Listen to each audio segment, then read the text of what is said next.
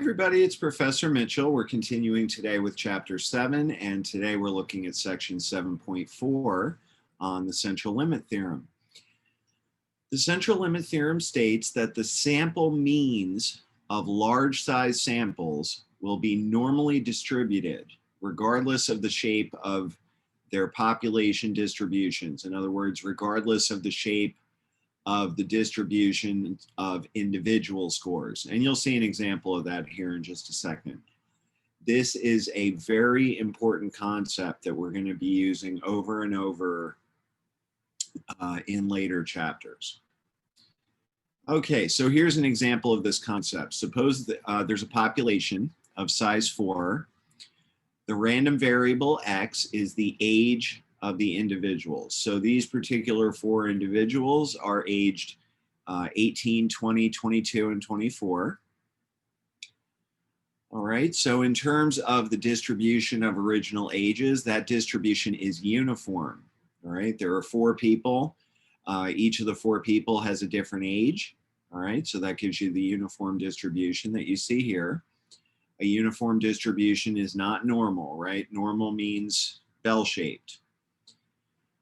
So if we find the mean of that distribution, the mean comes out to 21. The standard deviation comes out to 2.236, and we don't need to go through the details of that calculation because it's really not super important for this. Okay, so now consider all possible samples of size 2. All right, and I really like the way they did this. So you have your first observation over here is either 18, 20, 22, or 24. Second observation is the same thing. So that gives you pairs of ages. So if you take each of these pairs and you average the 2 ages together, of course, the average of 18 and 18 is 18. That's how they got the 18 down here. The average of 18 and 20 is 19. The average of 18 and 22 is 20.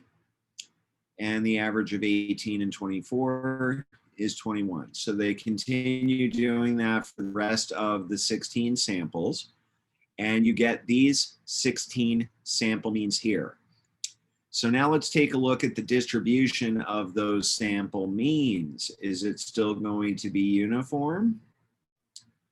Well, no, it's not, because, for example, there's only one sample that has a mean of 18. That's if you pick the 18-year-old twice. But there are 4 samples with a sample mean of 21. So that's the, most likely possible sample mean. So already, this distribution looks more like a normal distribution than the original uniform distribution. So the idea is that as you make these samples larger and larger, this distribution will look more and more normal. Okay. Now the other piece of this is what happens to the mean and the standard deviation. Well, if you add all of those 16 sample means together, and again, this is supposed to be ... and divide by 16, the population mean, so it gets a little confusing, the terminology. This distribution has a population that consists of samples, all right? So it's like an average of averages. The average of those sample means is still 21, just like the average of the original distribution. However, the standard deviation is now smaller. Remember, it was 2.236, now it's 1.58. So there is not as much spread in this distribution as there is in the original uniform distribution. And that's because it's much more likely to get values like 20, 21, 22 than it is to get these more extreme values. So now you can compare the two. Here's your original population with a uniform distribution. There's the mean, there's the standard deviation.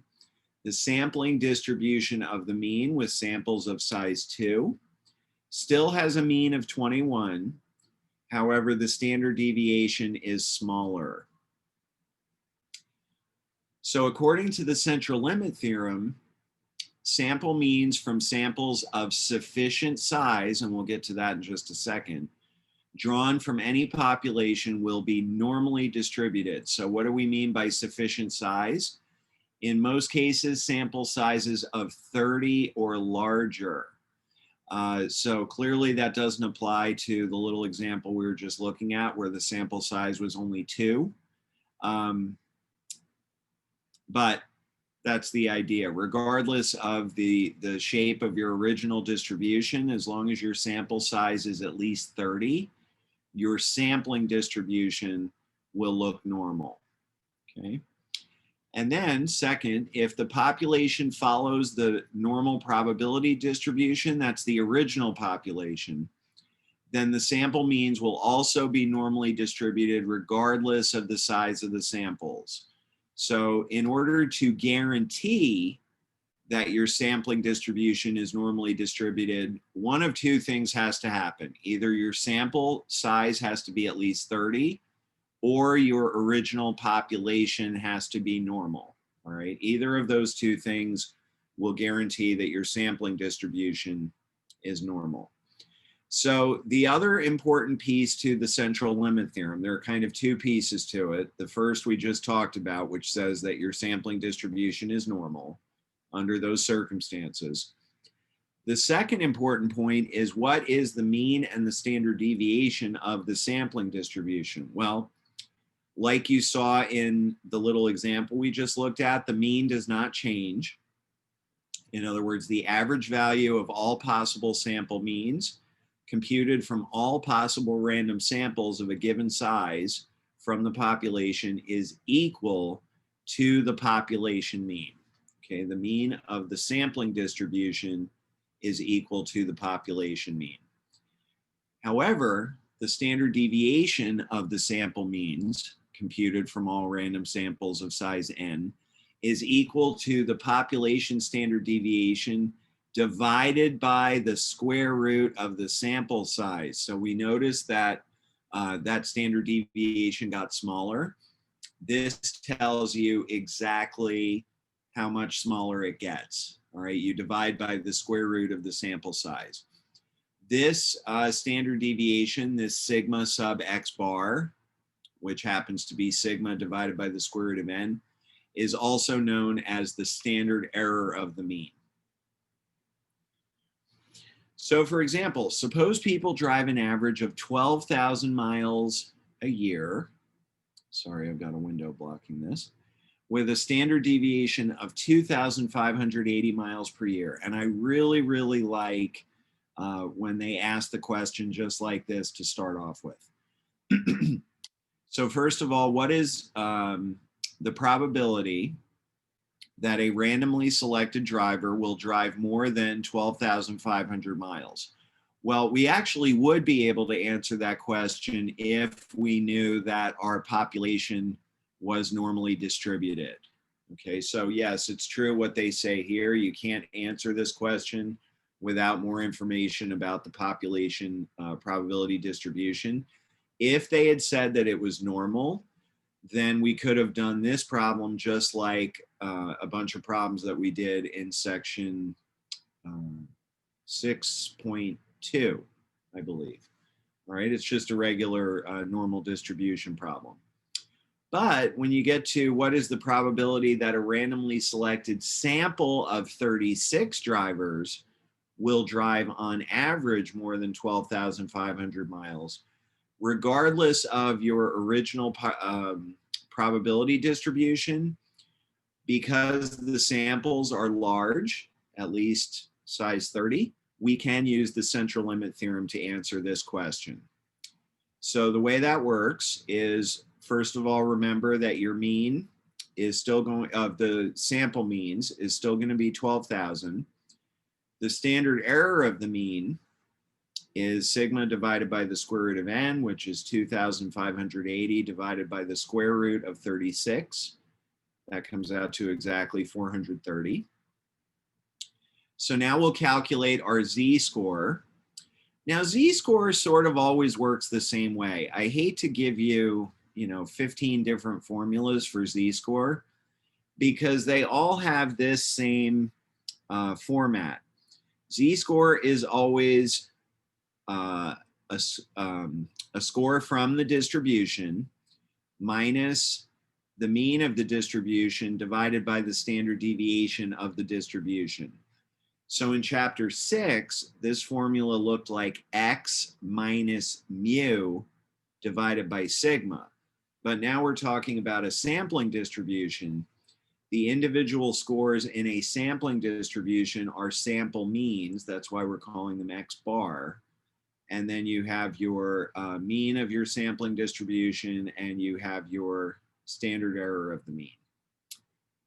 All right, so the Z-score that corresponds to a sample mean of 12,500 is right here, 12,500 minus 12,000 divided by 430, that comes out to 1.16. So now we're just trying to find what is the probability that Z is greater than 1.16. So remember, always a good idea to draw the picture. Here's 1.16 to the right of 0. We are looking for the area that's in orange here, I would call that. So if you look up 1.16 on your table, let me remind you how that works. We got to go to the positive page. So you go down the left column to where it says 1.1, and then you go over to the column that says 0.06 at the top. I see a value of 0.8770. Remember, that's the area to the left of Z equals 1.16. So that's where they got this number. I always hear people asking the question, how do I know when the number from the table is the answer, and how do I know when I have to subtract it from 1? Well, it's pretty simple. If the area that you're looking for is to the left, then you just use the number from the table. But if it's the area to the right that you're looking for, you have to take the number from the table and subtract it from 1. So when you subtract 1 minus 0.8770, you get 0.1230, okay? So the probability that a randomly selected sample of 36 drivers will drive on average more than 12,500 miles is 0.1230. So there's a little more than 12% chance that that'll happen. Okay, now this is a good warm-up for what we're going to be doing starting in the next couple chapters. The central limit theorem can be used to check the validity of claims made about a population parameter, like the mean. The idea is to use a sampling distribution to see how unusual a sample result is if the claim is true. If the sample result is very unusual, we would say then that the more likely scenario is that what we think the population mean is, it probably isn't that, okay? Because it's very unlikely that we would get a sample this unusual. So let's look at an example of that. Suppose a claim is made that the mean age of members of a health club is 37 years. The population standard deviation is 5 years. Let's evaluate this claim if a random sample of 40 members has the mean age of 36.1 years. And here's how we're going to do it. First, we're going to find the standard error of the mean. Remember, that's the sigma over the square root of n. Then we're going to calculate the z-score for x bar equals 36.1. And then we will determine the probability that the sample mean could be less than or equal to 36.1 years if the actual sampling distribution mean equals 37 years. Okay, so the claim is that mu equals 37, that the average age of members of this club is 37 years old. And we found a sample of 40 members whose mean age is 36.1. So first we'll find the standard error of the mean, which is 5 divided by the square root of 40. That comes out to about 0.7906. We'll calculate the Z-score for a sample mean of 36.1. So that comes out to 36.1 minus 37, and then divide that by 0.7906. That comes out to about negative 1.14.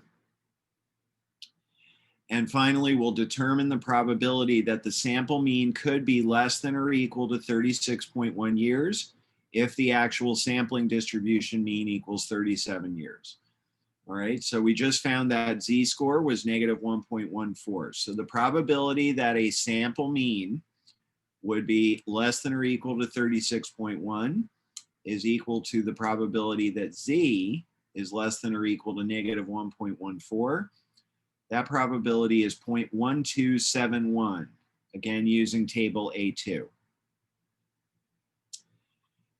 So if the true population mean age is 37 as claimed, there is almost a 13% chance that the sample mean could be 36.1 or less, and that's not too unlikely. So I don't know if I would put it this way, that we believe the claim, but we haven't found strong enough evidence to reject the claim. You're going to get tired of hearing me say that when we get to about chapter 9. All right, there is a little subtle difference in how you say that. Okay, so if somebody's trying to prove that the mean age at this club is not 37 years old, this sample doesn't help. All right, again, almost a 13% chance that you get a sample this young. So not strong enough evidence. So if 13% doesn't do it, if that's not low enough, then how low should that probability be? And so there is no one correct answer to that question, but here's what we'll go with for now. The claim can be rejected if the sample result is beyond an interval that includes 95% of the sample means. Trying to think if we've talked about this yet. Well, we'll talk about it now, just in case. So why is it that an interval that includes well, it's basically your empirical rule, right? An interval that includes 95% of the sample means would be within 1.96 standard deviations. All right, so let's talk about that for a minute, because that's super important, and it's another one of these things that we're going to be using all the time. So if 95% of your sample means are in the middle, that means 5% of them are outside. All right, and that 5% would be split between 2.5% at the bottom and 2.5% at the top. So if I go to table A2, and I think I will go there this time. If I go to table A2 and I look for a Z-score that corresponds with an area on the left of 0.025, you will actually see, let's see, where is it? Maybe you won't see it. 0.025 is right there. You see it? So that area happens to be in the table. We kind of got lucky there. And that area goes with a Z-score of negative 1.96. Okay. So that's where they got the negative 1.96. All right, we're going to be using that plus and minus 1.96 all the time.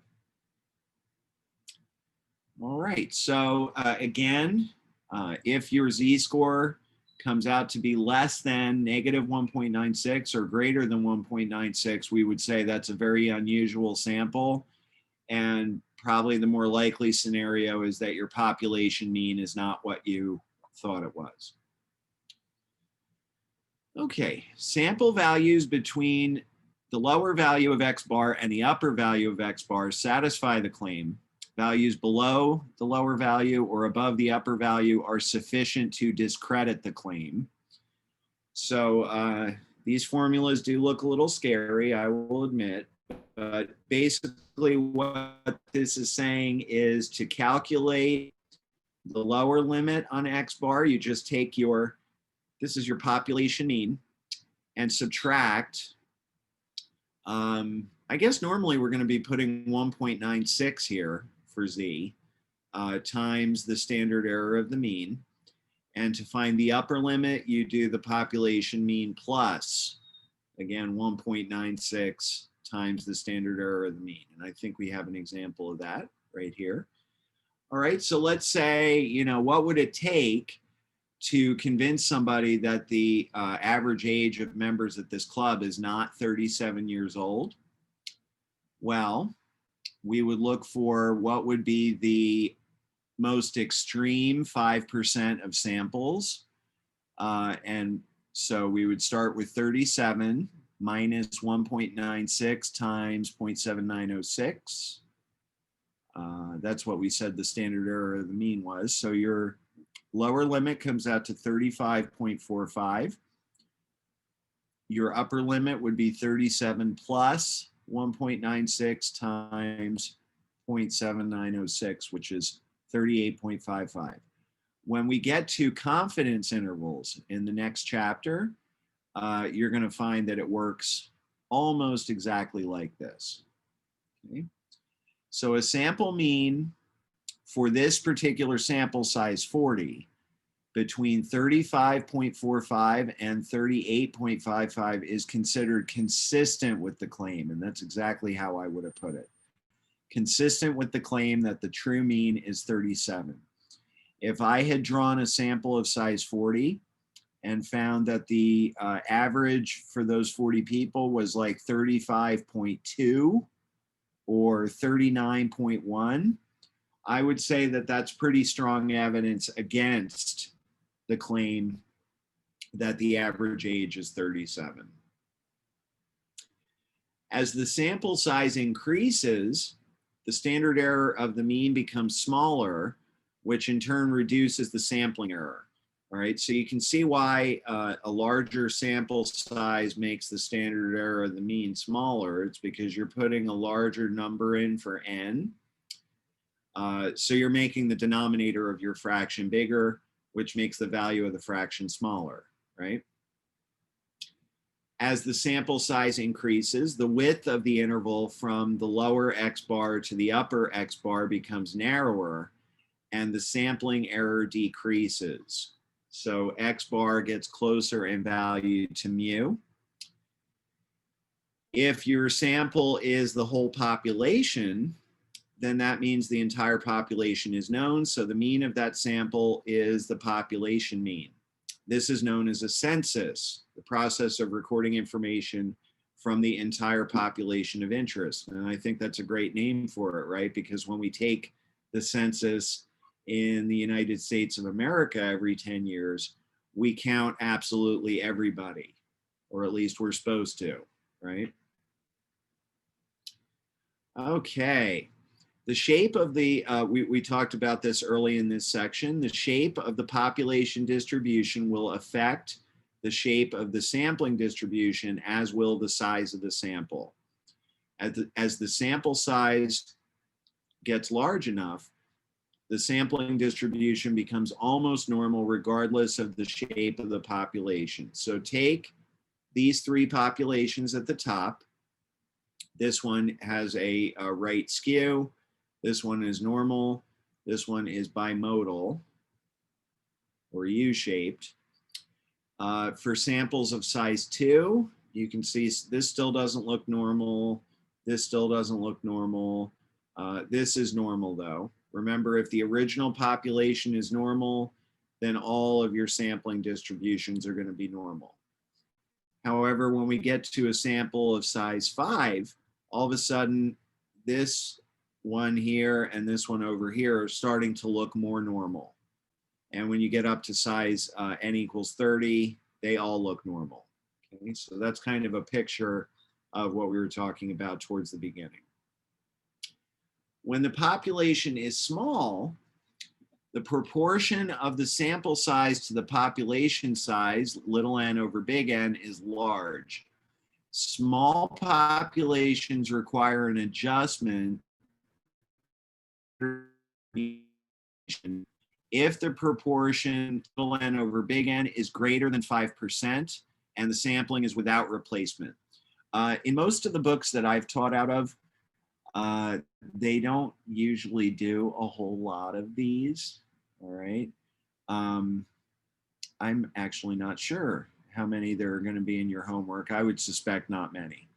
So the formula for the standard error of the mean when you have a finite population, and again, your proportion of your sample size to your population size is greater than 5%, then you have to adjust your standard error of the mean by multiplying your usual formula by this square root, the square root of big N minus little n divided by big N minus 1.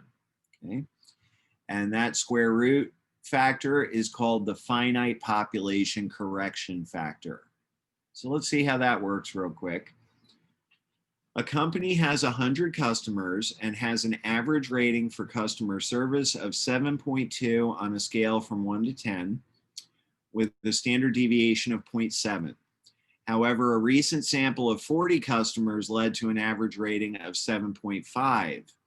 So the question is there any evidence that the average customer service rating for the entire customer base is different from 7.2? So this is a great business application, right? Maybe I've trained all of my customer service people and I want to find out if that training helped with customer satisfaction. And I see that for this sample, it is a little bit higher than 7.2, but the question is it significantly higher? Okay.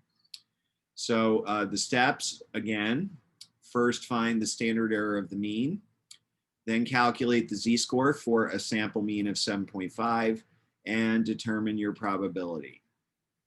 So the difference in this problem is in step 1. Because this is a finite population of only 100 and my sample is size 40, so that's a very large sample compared to the population, I'm going to use that correction factor that we talked about. Okay, so you can see how that works right here. If I had done 0.7 divided by the square root of 40, I would have gotten 0.111. But multiplying it by the correction factor brings it down to 0.086. Okay, so that's my standard error of the mean. My Z-score for a sample mean of 7.5 would be 7.5 minus 7.2 divided by 0.086. That comes out to 3.49.